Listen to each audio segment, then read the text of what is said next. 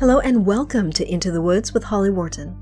This podcast is all about our journey into the woods of ourselves, getting to know who we are, where we are, and where we're going in life so that we can create the life that we want to live. It's about deepening your connection with yourself, taking inspired action, and really trusting yourself and your intuition. It's also about mindset. Our beliefs are such an important part of this journey, and there are so many ways for us to change our mindset so that we can more easily live a life of expansive joy. This podcast is also about going literally into the woods and spending time in nature, and how that can help us on our own personal journey of self-knowledge. Thank you so much for joining us today. Now let's get into this week's episode. Hello and welcome to the Into the Woods podcast, episode 386. This is your host, Holly Wharton, and I'm back with another exciting guest. This week, I am sharing with you my conversation with Heather Waring. Heather is a person that I know from real life, as we're both based near London. This is one of those episodes where I could have kept talking all day long because we're both huge fans of long-distance walking. Heather has a mission to get 1 million women walking, and this drives everything she does with her business. I absolutely love how she's getting out there and helping women to start the life-changing journey of walking. Today, we are going to talk about walking for personal development and self-care. So who's Heather? Heather is a walk leader and camino expert. She's a transformational coach, author, and speaker. Her mission is to impact the lives of women through the simple activity of walking. She creates space for women to rediscover and reconnect with their true self and reignite that spark and essence that has gotten lost along life's path. Whether walking virtually or in person, Heather taps into the energy, wisdom, and stories of those who have gone before and uses these experiences and learnings in her work with her clients, bringing forth their own stories. Today, you're going to learn, what was it like to walk the Camino de Santiago starting from the middle of France? A lot of people will start their Camino journey at the border, very near the border between France and Spain. Heather started from the middle of France. So what was that like? We also talk about how Heather found herself walking the Great Wall of China, quite unexpectedly. We discussed how Heather used walking to recover from burnout and adrenal fatigue. We discussed how Heather turned walking into a business and how she's using that business to fulfill her goal to get 1 million women walking. I really hope you enjoy this episode as much as I did. It was just a great conversation, and so much of what Heather was saying was stuff that I could have said myself. We're really, really aligned in how we view walking and how walking has changed our lives. So here's the episode. Good morning, Heather. Good morning, Holly. How are you doing today? I'm great, thank you. And the sun is shining a little, so that's always a nice sign. It is. It might only last for a few minutes, but it's always nice to see it. It's out there somewhere. So we are here to talk about your outdoor adventures and your walking. So let's get started by talking about what's your outdoor adventure of choice? It's always some kind of long distance path or part of a long distance path, because as we know, many of them are very long. I just love the idea of starting in a morning and walking for the day, but then getting up the next morning and taking that a little bit further and a little bit further. And I do that as part of my own personal kind of walking experience. So I chose to do the Camino Portuguese from Porto last summer, which was over 13 days. So that was a prime example of a lovely kind of outdoor adventure for me. I was planning to do that this year, and then COVID struck. I had everything booked for March. I had my flights, and it was just as COVID was kind of getting to the next level. And the morning of my flight, I was still planning to go. And then I thought maybe I should check the internet again. And I ended up not going. So I'm really excited to hear more about that. What was that like? It was beautiful. I chose to do the coastal route. And actually in Portugal, they have this coastal route. They have the interior route. They have the coastal route. And then they have this other route. It's called the litoral. And it's literally, I don't know if it translates like this, but it is literally walking along the beaches and the dunes. But you walk like I do, and there's nothing worse than walking on sand, soft sand, And when I first heard about this, I thought, But what they've cleverly done is they've put in these wonderful boardwalks right along the top of the dunes. So you get to walk as if you're actually in the dunes on the beach, but you're not having to wade through that horrendous sand, which just takes all your energy away. So we did that, and I didn't really know Portugal at all. That part up from Porto is just gorgeous, and the beaches are stunning. Even when you get into Spain, the beaches are stunning. Were you going to do the internal or the coastal one? Well, I write a book every time I write a trail, so I was thinking, the great thing about this Camino is that you can do 3 different versions of it, and I could compare them all. So I thought I was going to start out with the central one and then do the coastal one another year. But we'll see. We'll see what happens when I finally get around to doing it.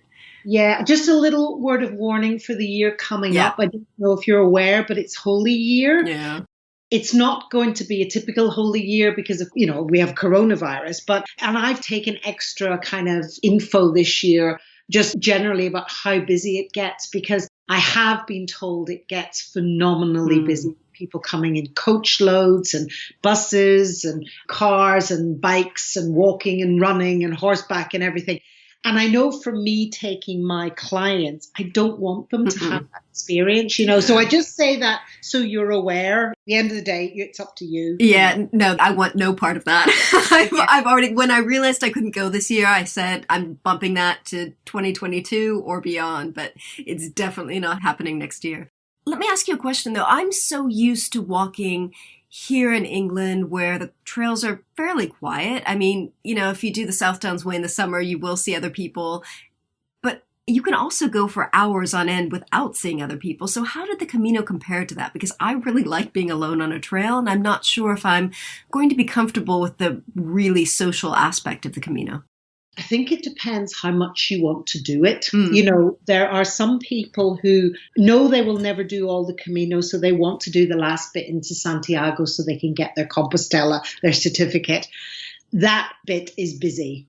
It doesn't mean that it can't still be pleasurable, but it is busy. I'll just share with you, I started my Camino journey actually in the middle of France. You can do it from 3 places in France. And I started in a place called Le Puy-en-Velay, which is just south of the Massif Central. And the part in France, so we must have done about 5 sections in France. I adore France for all the reasons that you're talking about. It's not busy. It's not commercialized. The path is very, very well marked. The food, as you would expect, is very good. Some of the places you stay are wonderful, because I have to admit I'm not a hostel person, but it's just, I love the fact that it's quiet. And so it's a bit of a shock when you leave that and you come into Spain. Of course, the beginning of the Camino in Spain and the end are the busiest bits, but you're very, very rarely on, there are some bits you're on your own, but it's definitely a busier path. If you go with that expectation and that knowledge, then I think you can build it in. But if you go not having thought about that and you like to walk alone, it is a bit of a kind of battle on your senses, I've actually read a book about a guy who ran the Camino from Le Puy all the way to Santiago.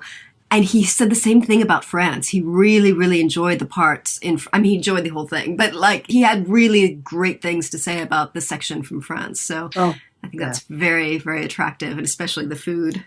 Oh, yeah. And I'm looking actually, because I won't do a 2021 Camino in Spain, but I am looking to showcasing a section of the French one in the autumn next year, because I think we'll be able to do that. And I feel it's part of my mission, actually, to show people the French bit, because, everybody's so tunnel visioned into this Spanish bit, and there's just so much more beauty and quiet solitude in the French bit. And do you speak French? Un petit peu. Because I'm fluent in Spanish, but I don't speak more than 5 words of French. So I think that's one thing that would make me a little bit nervous about doing more of the French part.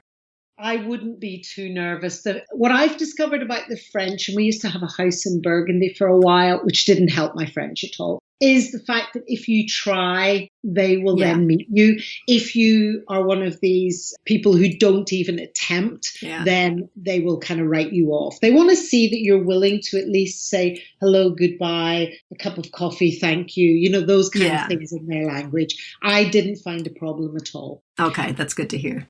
So you said you're not a hostel person, and neither am I. So that's another thing that I'm really concerned about. I would kind of like to try the albergue, the hostel experience, just to see what it's like, but I'm not really looking forward to it. So where did you stay if you weren't staying in the hostels? We stayed in little pensions, little hotels. I did it with a company who organized everything, and I use that company now when I take my women away, because they tend to be women who've done the camping and the hosteling and everything years ago and don't really want to do it anymore. They want a good night's sleep, that kind of thing. There are some I've seen into some of the hostels that look really lovely. And it definitely, if you're walking on your own, is a great way to meet people. So I, open-minded, give it a go. Know that you can always decide, well, tonight I've had enough of hostels. I'm going to go to a B&B or a hotel, and then maybe I'll give it another go later.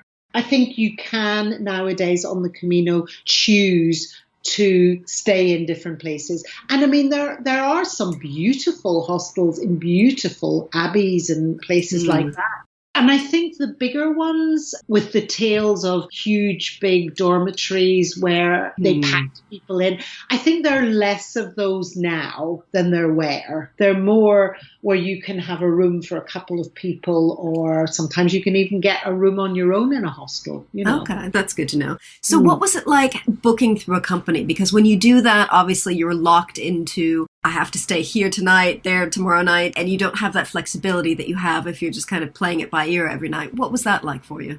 I think because we were just I did it with a friend of mine, and the reason we started from the middle of France was because we couldn't do it with our lifestyle at the time in one fell swoop. And so we knew we had to do it in sections. And so we decided to make it a longer walk then. And we usually did about 6-7 days walking at a time. So I guess when you know that that's your kind of limit, then it is possible to just do longer days perhaps, and know that I've only got 5 or 6 of these and then I'm home, I can stop, you know, whereas if you go off to do it all in one fell swoop, I think you kind of want that flexibility, because if something happens and your knee plays up or you get some blisters, then you might decide, hey, you know, I only want to do 5-6 miles today and then I want to rest up, and I'll do that for a couple of days until I recover.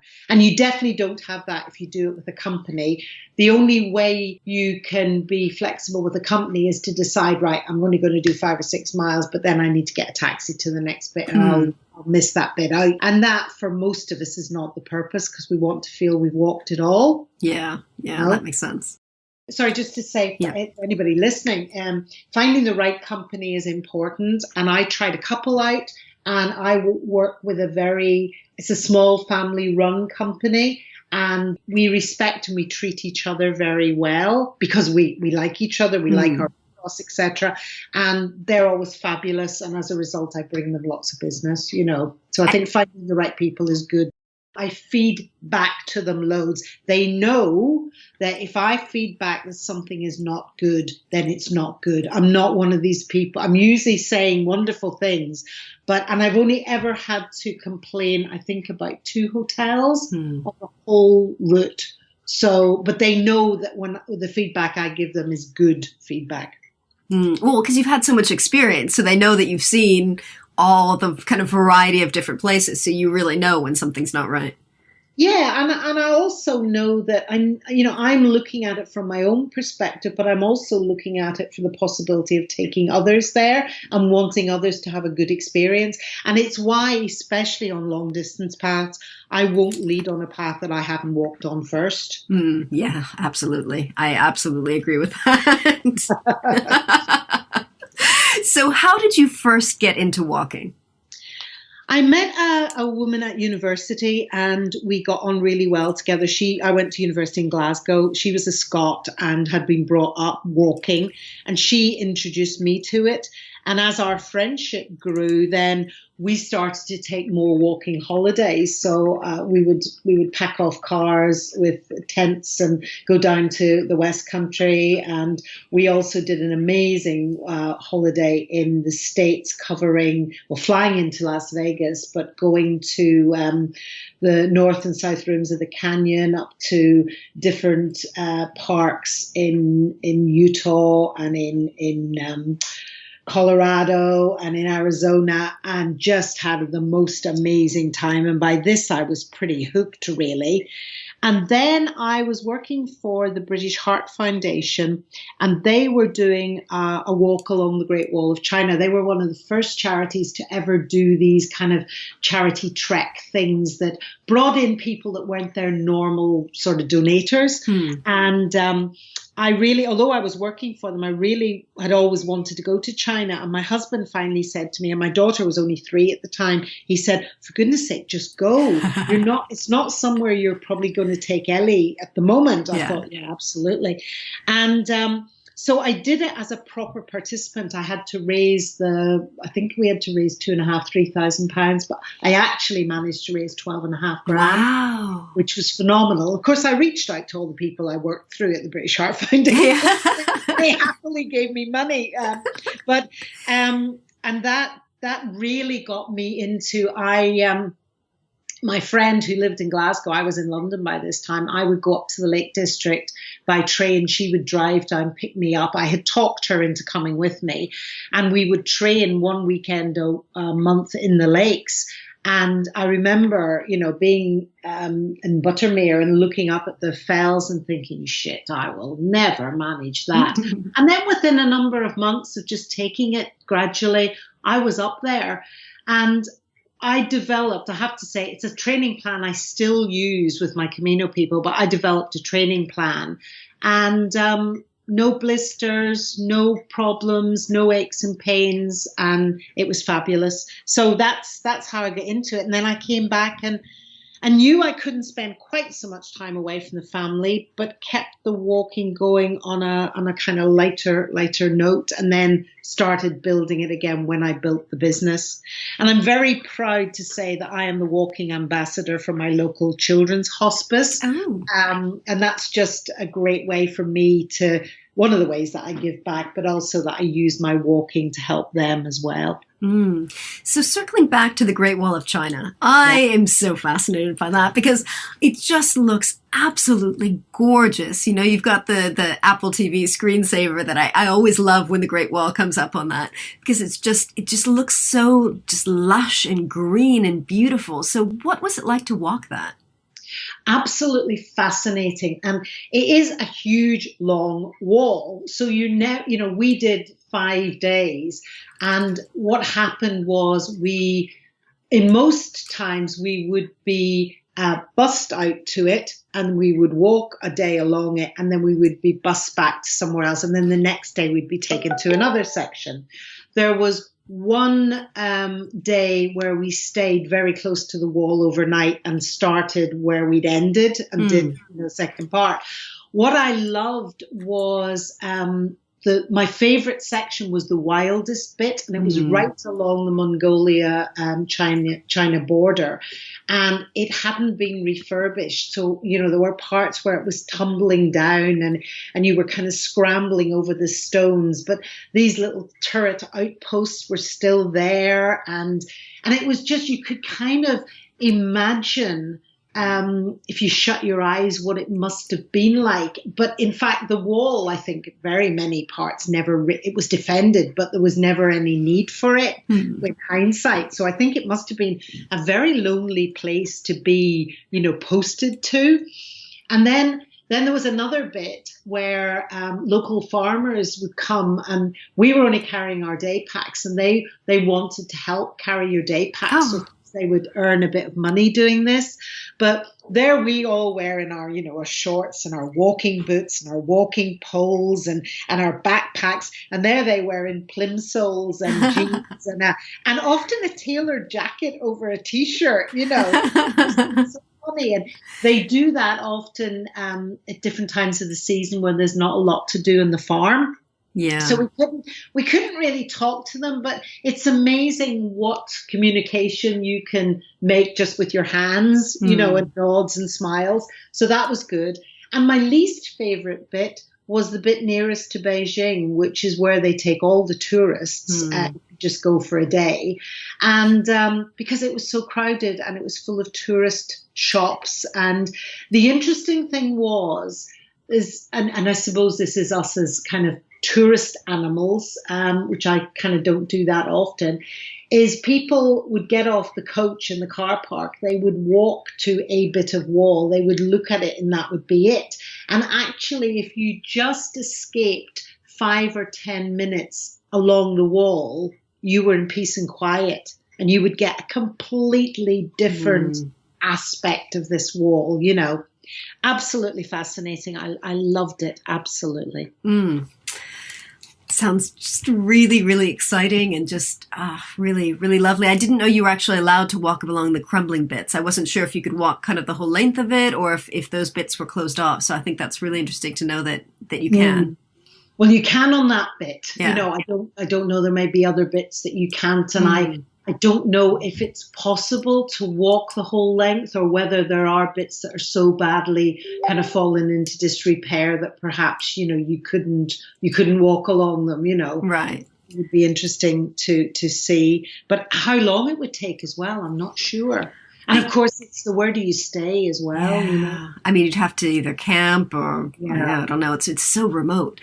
So, Heather, what have you learned about yourself through all of these walking adventures? How have they changed your life?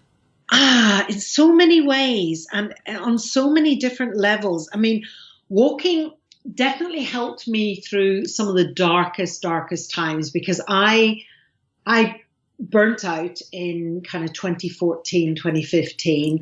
I then was diagnosed with adrenal fatigue. In hindsight, I had a number of years that I now call my wilderness years, when all this was building and I didn't really know what was going on. So walking was the main tool that I used to come back from that. So my book is called How Walking Saved My Life, because it did. And I guess what I learned about myself was, I learned about my strength and my tenacity to get to the bottom of things and just to kind of come out the other side. I learned very much about how we are just a very small part of the world or of the planet. And I remember sitting on top of a hill in the lakes, or a fell in the lakes, having my kind of coffee and sannies and looking out and thinking, oh my God, there is so much beauty here and it's so enormous. You know, there are all these lakes and hills and color and absolute fantasticness. Here I am as this one small person, or two with my friend, sitting on the top of this hill, and actually what I'm agonizing about is so small in the great scheme of things and so relatively unimportant. And that's something that I've never, ever forgotten. It really puts things into perspective. And I think from the whole, I mean, the other thing, and this comes very much from the Camino aspect of walking, is the simplicity of life. Yeah. There is a real rhythm to walking. It's a beautiful rhythm. It makes it kind of meditative journey. Yeah. But the thing I love about long distance paths, going back to where we started, is this whole thing about you get up in the morning, you have some breakfast, you set out in the path. All you have to do is get from where you are now, A, to where your destination is at the end of the day, B.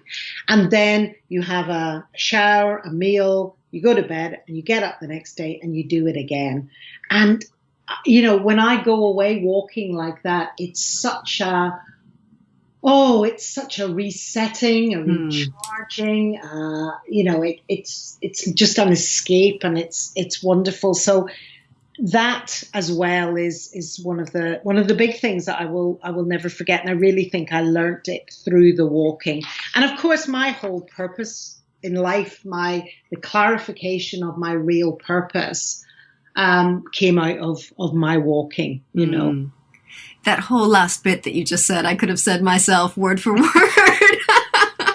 imagine. Yeah. It's just this, I love the simplicity of walking a long distance trail. As you said, it's just eat, sleep, walk, and you don't need anything else because it's just all perfect. And it's funny you should say what you just said there, because your book, If Only Trees Could Talk, when you brought that out, it made me smile, because in all the time when I've been walking, and especially on the Camino, I would walk along parts of it thinking, because for me, I love to walk ancient paths, because there's so many stories on ancient paths, you know, and I like, and even when I'm taking my women away, we talk a lot about, so who do you think walked these paths before, and why do you think they were there, and what were they like, and what were their stories? And then we relate those to our own stories, and the things that stories we're telling ourselves that are negative, but also stories that we could be using that are positive. And I remember often on the Camino thinking, my God, if only these trees could talk, what stories they could tell. So when you brought your book out, I remember thinking, she is a lady totally on my wavelength. Maybe that should be a book, The Trees of the Camino. Absolutely. Oh, mainly oak trees as well. Oh, I love oak trees. So what are your favorite ancient paths to walk? Because I think kind of the most typical ancient path that I've walked has been the Ridgeway, and I absolutely love the Ridgeway. I've done it twice now. I love all the ancient sites along it. But what ancient paths do you like? I did a couple of years ago. I walked the St Cuthbert's Way in it starts in Scotland and then it goes up over the border into England and it ends in Lindisfarne. And that is a beautiful walk. It's very wild in places. There's something very exciting about crossing the border, which I've crossed the border from England to Scotland many times, but never in the middle of moorland over a stile. You know, I got a real kick out of that. But also, you know, you're starting at the beautiful Melrose Abbey, which is now a ruin, of course, in Melrose, which is a lovely little border town in Scotland, and you're following the footsteps of this monk Cuthbert, who walked to Lindisfarne.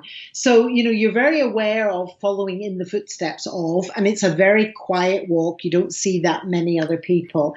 And then, you know, you come down into the little kind of border towns on the other side with their stories of wool trade and things like that. And then you end up by walking along the sands, following the pilgrim poles that were set there to make sure people didn't walk into the quicksands and drown, while the tide is out actually to the island of Lindisfarne, where there is Lindisfarne Abbey, which is, again, beautiful to visit. And there's something very magical about the island, and especially when the tide comes in and then you're trapped there, except for me, it never felt like being trapped. It felt like just the privilege of being cut off from the rest of the country and just on this lovely little island, you know. So that's one of my favorites. And I've also been doing the Pilgrim's Way over the past while. Now, some of it you will probably have walked because it follows the North Downs in some places, because I think the M25 took up this really old path.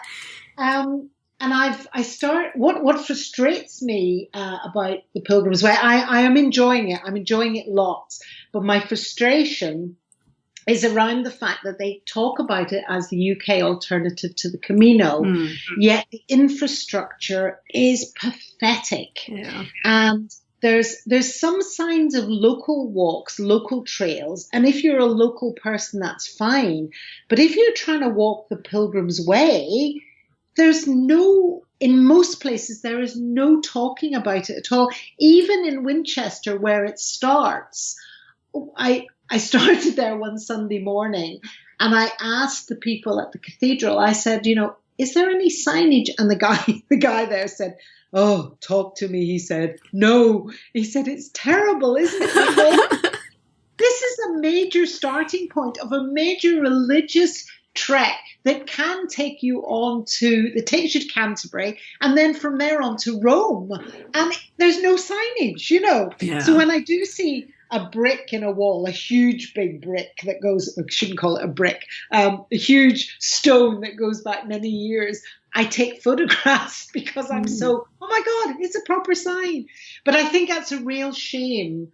And I think we need to do something in the UK about this because, you know, from an economic perspective, we're losing lots and lots of money from it. So I'm kind of reaching out to the British Pilgrimage Trust at the moment, who have just produced the most beautiful book, a new book that's just come out of all the, I think it's the British pilgrimages. I don't think it covers Ireland, but it's the most beautiful book. If you're interested, Holly, in that sort of thing, I will find you the actual link and send it to you. Thank you. But I got it recently, and it's just, I mean, I was drooling as I read it. Oh my God, I want to do that, and I want to do that, and I want to do that. So many ancient paths in the UK. And I also love, actually, some of the drovers' roads up in Scotland, where people used to, you know, drive the cattle and the sheep to market or to different pastures and things. They're fascinating. Love it, love it, love it. So let's circle back a little bit to talk about your burnout and adrenal fatigue. How did walking help you to get through that? Because I would think that if you've got adrenal fatigue, you'd need to rest. Yeah, I know it hits people in lots of different ways, and it manifests itself in different ways. One of the reasons it manifested with me before I even knew what it was, and actually this was the biggest signpost to the adrenal fatigue, was I had such aching legs and muscles, and that was because I wasn't getting enough magnesium and potassium and things like that, which goes hand in hand with having adrenal fatigue. But as I say, not for everyone. For someone else, it might be something else. So that was what led a somatic educator woman that I was working with to kind of find out more and get me to have blood tests done and saliva tests and things like that. Whereas other people become totally exhausted. And because the next stage from adrenal fatigue is chronic fatigue. And there are, I think, about 5 levels of adrenal fatigue, and I was on level 4, so second from the bottom. But I hadn't got into that total exhaustion. So for me, although I didn't have that much energy, I was still able to walk, and I just started walking slowly, really, and walking slowly close to home, and only for a short period of time. But that was the biggest gift, really, because I couldn't go out and do my, 10 miles, 15 miles. I was at a slower pace, taking much more notice of what was going on around me. I think that was the first thing. And that really got me into this more being in the moment, much more mindful of everything, and much more able to see everything in nature. And I'm very lucky. I live very close to Epping Forest. So there's like miles and miles of wonderful forest. And even now, they joke with me about the fact that I can spot fungi miles away because it just, it made me so much more aware. I just notice everything about nature nowadays. And it's just actually, I'm just about to launch a new program, which is all about the seasons and how their energies affect us. And that all comes from that.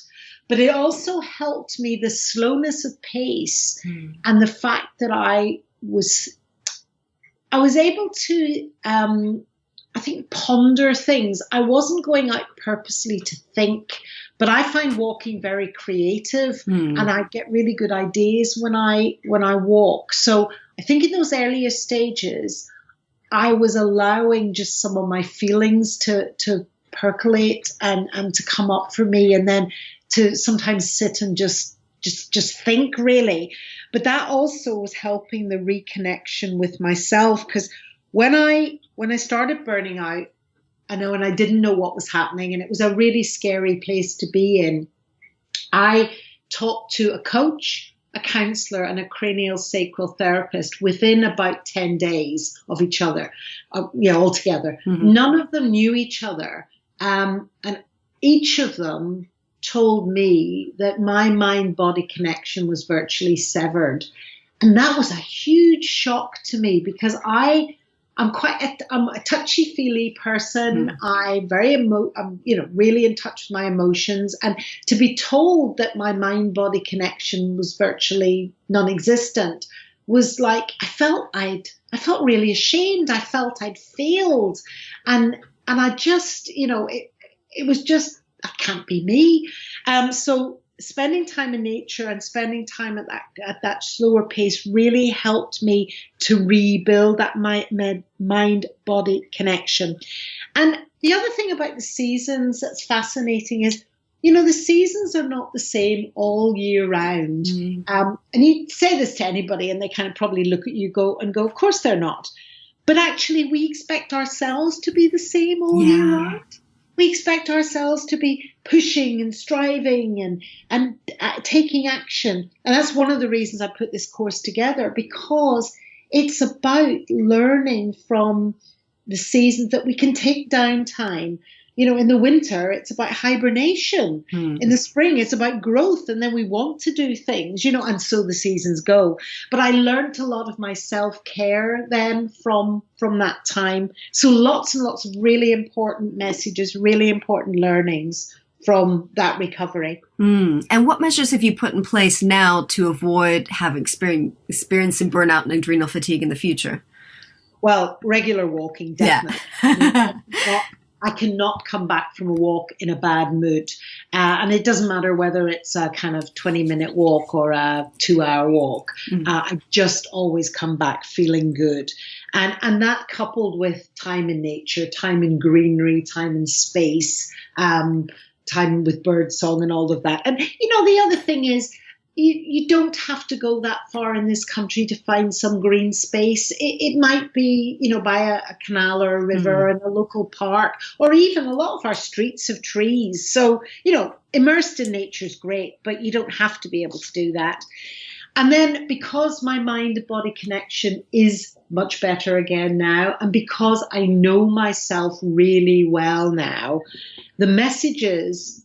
I get messages even sooner if I'm starting to do too much and I feel it in my body, and therefore I just start doing less. I stop and I take a break. I know what I need to get through a year. So in my diary at this time of the year, when I'm planning for the following year, I'm making sure that I have plenty of breaks in there. And this year was an interesting year because I had lots of breaks in, and then of course none of them happened. And I found myself with a great temptation to just pick up my computer, and not always to be hard working, but to be exploring things, to be looking at things, to be doing things, to be coming up with ideas. And then it got to about August, and I had to admit that I was not burning out, but that I'd been doing too much of this. I just needed to kind of stop a bit.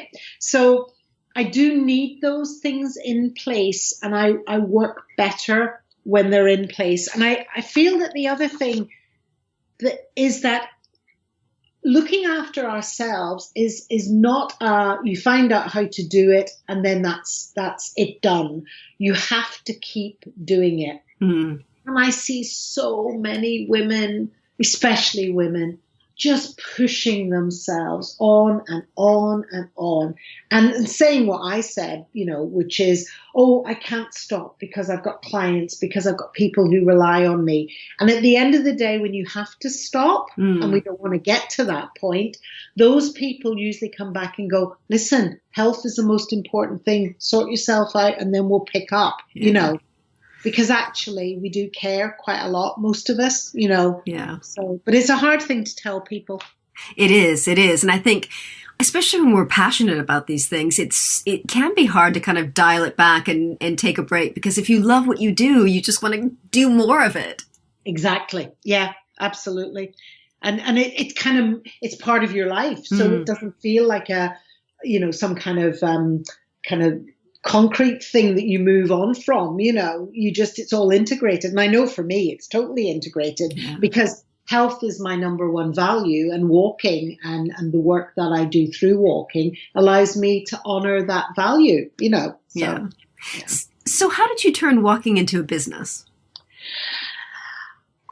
I had two goes at it. I started in 2006 when I used walking to recover from a sore back because of pulling some muscle or something on holidays. And I always felt that it was the universe saying to me, do you know, Heather, you've been talking about doing more exercise and you never do it. And this is what we're doing now, to step in there and go, stop.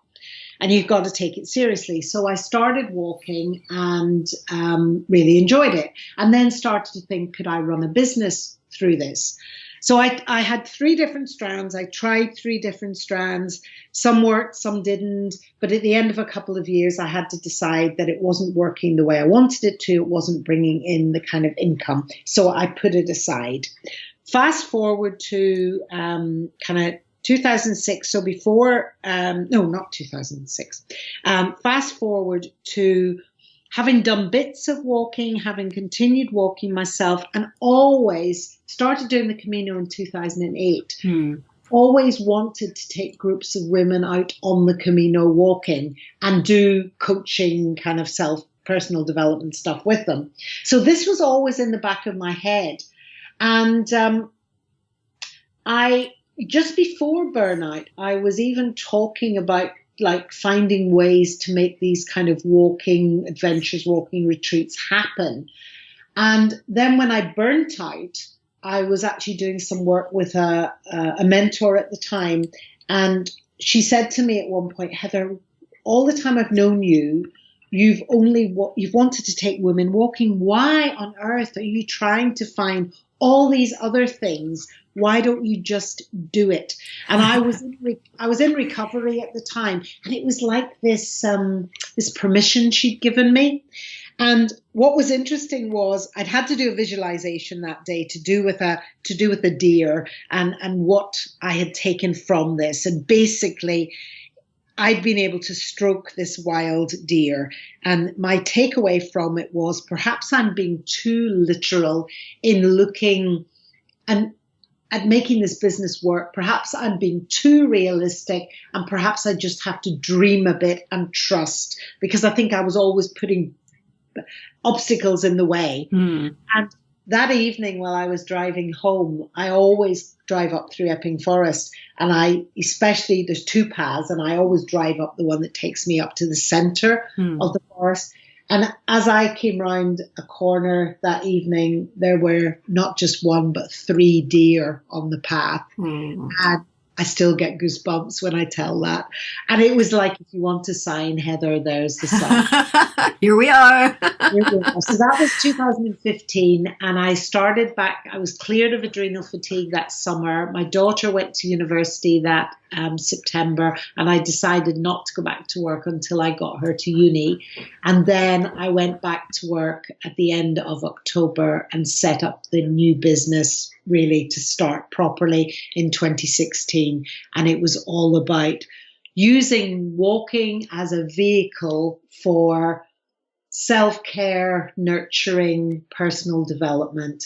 Because walking, although most people think of it initially as physicality, the mental health side of it is just as important, if not more so.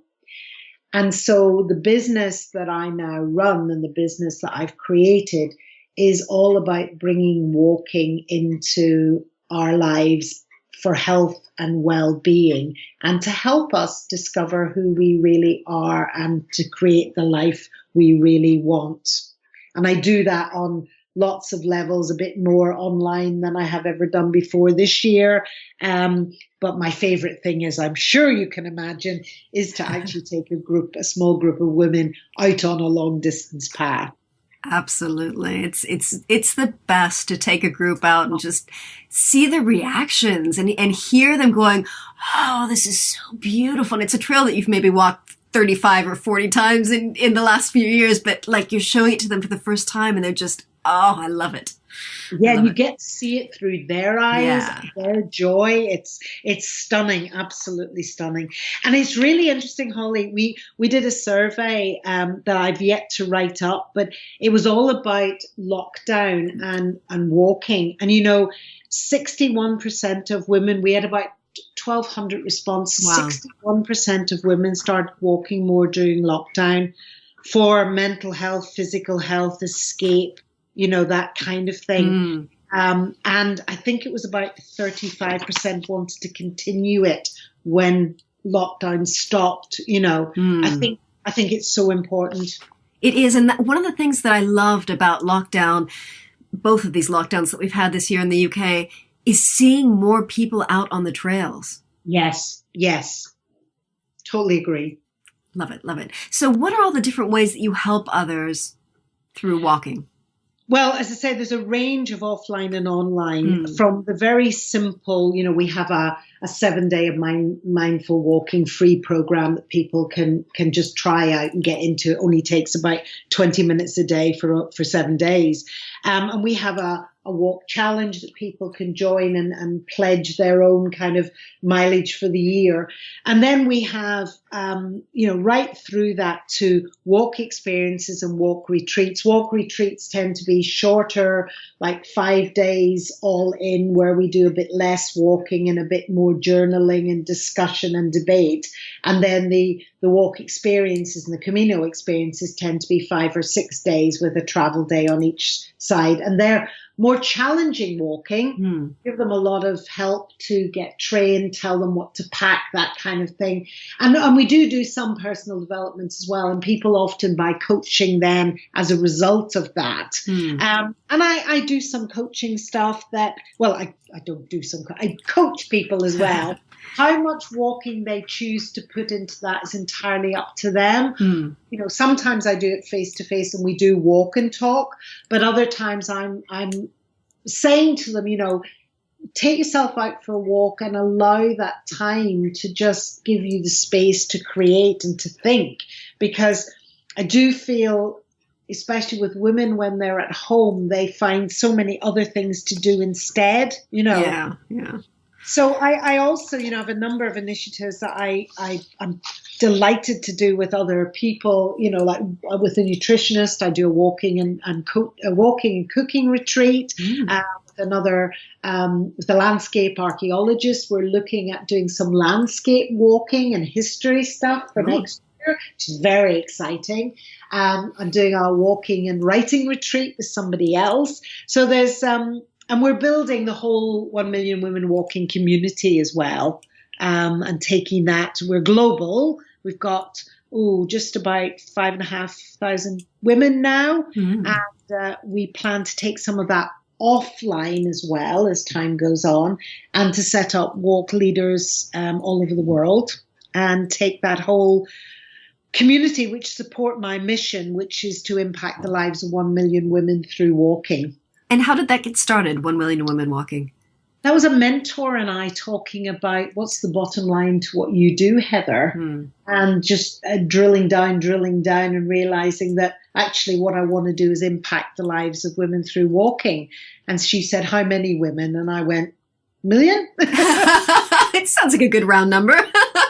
So 1st of November, we started this Facebook community last year, and had no idea how many women we would hit in a birthday year. Got to the point of maybe 5,000, and then we managed to get to, I think it was 5,326 or something. We welcome about 100 women in there every week. Excellent. On average.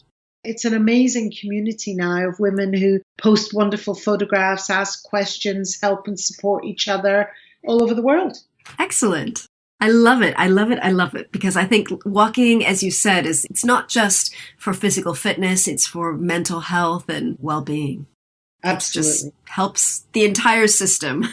And it's so easy to integrate into your everyday. That's, I think, the other thing. You know, so many of us, we don't exercise, or we put off exercise because we have to go to the swimming pool and do our hair and our makeup, or we have to run and we have to find the time to run and then be able to come back and shower afterwards, or we cycle, but what do we do with our bikes? That, you know, all those kind of things. Whereas walking, you can do. Yeah, absolutely. And you can make it as challenging or as easy as you want. It's so customizable to the experience that you want.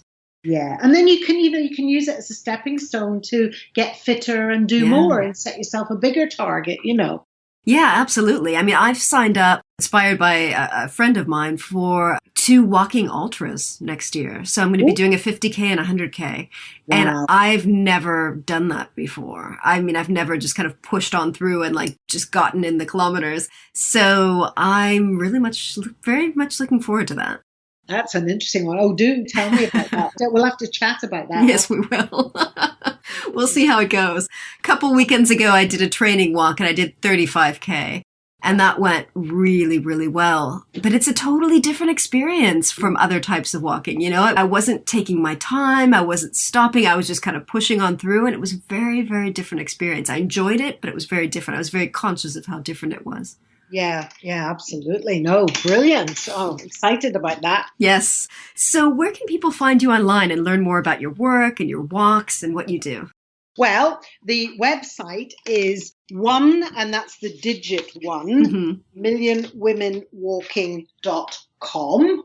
And then we've got the Facebook community, which is a Facebook group. So that's facebook.com/groups. /1 million women walking. And that's the word this time. And then you'll also get me on Twitter, Heather Waring, on Instagram, Heather Y. Waring. You'll get me on LinkedIn as Heather Waring. And I think that's about it. And I can send you these links so you can post them in your notes or whatever. Yes. I think I've got them already, but I will definitely put them in the show notes so people can find them. So do you have any final words of wisdom for someone who wants to get into walking? The biggest words of wisdom are stop overthinking it, just do it. Yes. Have a pair of flat, comfortable shoes. They can be trainers. They don't have to be walking shoes. Just decide you're going to get out there and do it. And even if it's just walking around the block or 10 minutes down the road, turning around in 10 minutes, coming back, that's all it actually takes. And, you know, you can extend it little by little, day upon day, week upon week. And one of the greatest things to do is just find somebody to do it with or be accountable to in the early days. So, you know, if you've got a neighbor or a friend that you can actually meet up with and go for a walk, and we can still do that. Or if you just got somebody you can text or message and say, right, I'm going to walk every day this week and I'm going to text you in the morning and let you know I've done it. Then when we have to be accountable to others, it does make us more likely to do it. And once you start to establish that pattern, then you will start to really enjoy it. And then you'll just want to do it. Yes. I love it. Thank you so much for joining us today. I can't wait to get this out with the podcast and encourage other people to start walking. Oh, thanks, Holly. It's been an absolute pleasure to chat with you. Thank you very much for having me. Thank you. Please drop me a line and let me know what you thought about this week's episode. You can email me at holly@hollywharton.com or find me online and get in touch there. If you got value from this episode, I would love for you to join me on Patreon. If you head over to patreon.com/hollywharton, you can join me there.